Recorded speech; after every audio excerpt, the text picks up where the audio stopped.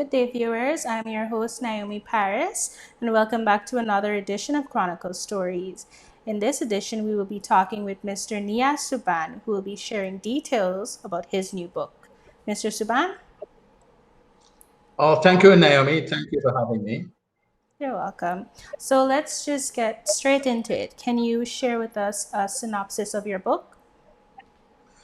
Basically, this is a journey that I went through in my life during which depression was very much a part of that journey.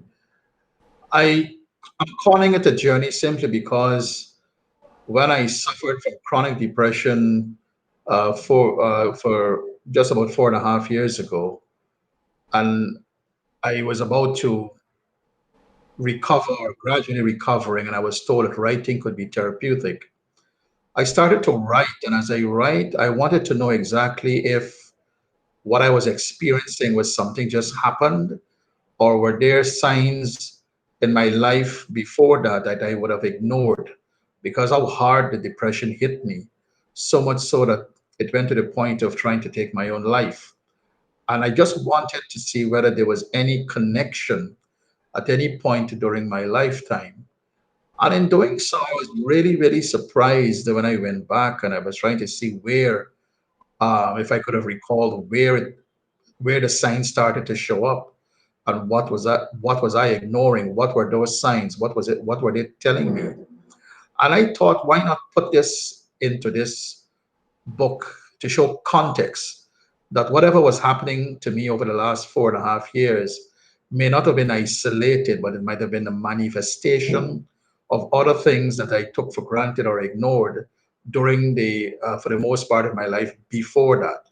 So coming back is a reflection of that. I'm coming back from a dark place, a place that I don't want anyone to be, a place that I couldn't believe that I was, and a place that I hope that none of us will have to go. So that's the title. That explains the title as well. Okay, so what inspired you to share your story with Guyana and the rest of the world? Actually, it got to a point that I knew that was either make or break. I tried to break, but for some whatever reason, um, in retrospect, there were forces that maybe prevented me from taking my life despite my attempts. And when I reached out and realized that I needed help, that I had a problem, I denied I had a problem for many years. When I realized I had a problem, I reached out, and it was during the phase of when I was getting help that I was told by the professional that they always encourage people to do what they like, things that they enjoy doing. And he asked me my hobbies and whatever. And I told him one of the things I like to do is to write. So he said, why not write? Write a journal. It would be therapeutic. And I can tell you it was. It was very therapeutic. And I'm glad that he advised me to do that. And I'm glad I wrote the book. So, what are your hopes for this book? Do you think it will help other Guyanese? We know in Guyana's culture, when it comes to mental health, it's stigmatized. Not many persons are willing to come out because they're afraid of what my family might think, what my friends might think. So, what do you think this book will do for other Guyanese who may be Well, suffering? Naomi, I am hoping, and I'm hoping against all the odds. I know we're living at a time when reading is not the favorite thing of many people.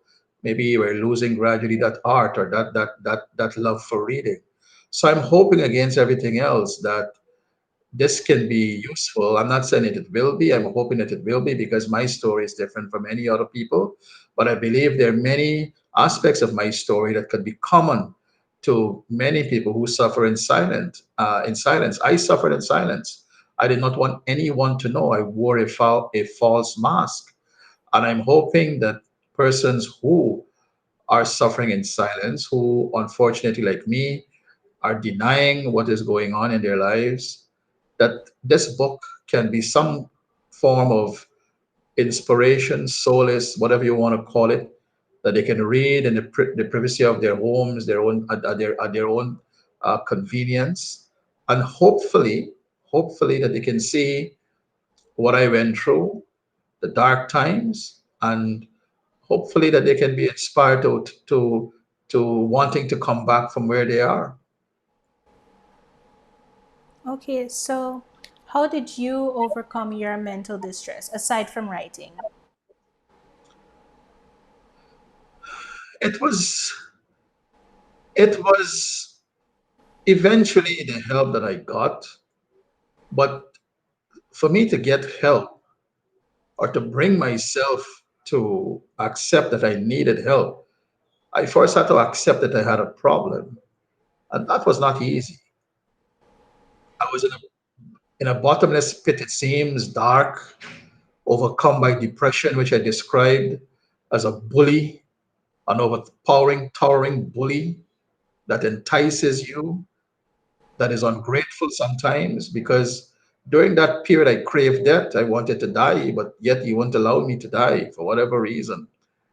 And it's to find the strength to get to a point um, where I had to realize, I had to come to the harsh realization of what the consequences could have been.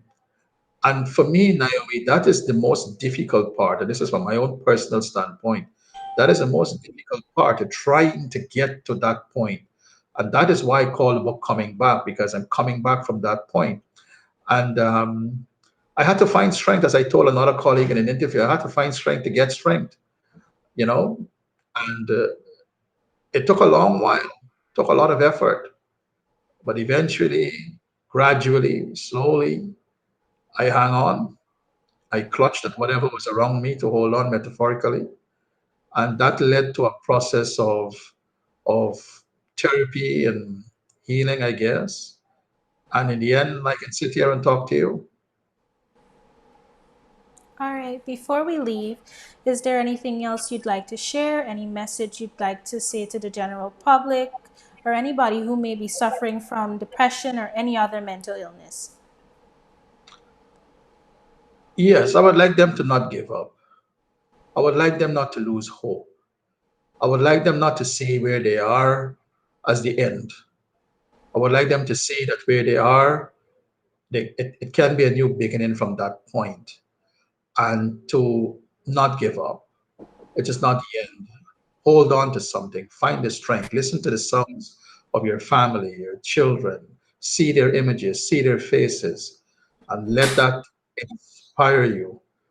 Despite how difficult I know it is, I know it's difficult. I know many people are suffering in silence.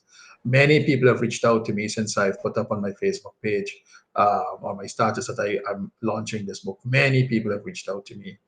And I am telling you, do not give up. It is not the end where you are.